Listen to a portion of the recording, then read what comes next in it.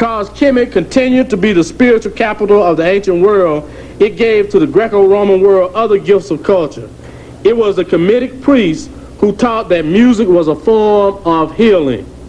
The use of the science of sound to unify opposites to create harmony or music. Now, how many of us have headaches, feeling bad, don't want to be bothered with anybody, and we put on some Coltrane, or we put on Charlie Parker, and we feel soothed? All this disease, and we put on music and it heals us, going back to one of our ancient African lessons. According to Herodotus, most of the ancient Greek musical instruments were invented by the Egyptians of the Nile Valley. The triangular lyre, the single flute, the cymbal, the kettle drum, and the sistrum. It was Pythagoras who traveled to Kemet and brought back to Greece the science of harmonies along with the principle of musical scales. It was Abbé Rousseau who believed and stated that the Kemetic musical system was at the base of the Greek system.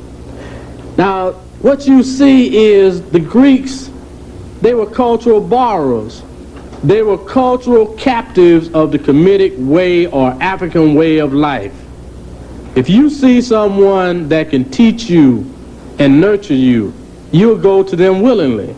Not only did they learn medicine and art, they took on dress. Greeks dressing as Egyptians. The Kuros hairstyle, you begin to see that that came from Kemet also. The lyre, the Greeks and Romans claim Mercury invented from the shell of a tortoise when he chanced to pick it up on the banks of the Nile. It was the native Africans of Kemet in ancient times that led the world in musical development. I remember going to one of the temple sites in Kemet this past summer and seeing the god Bes with the harp.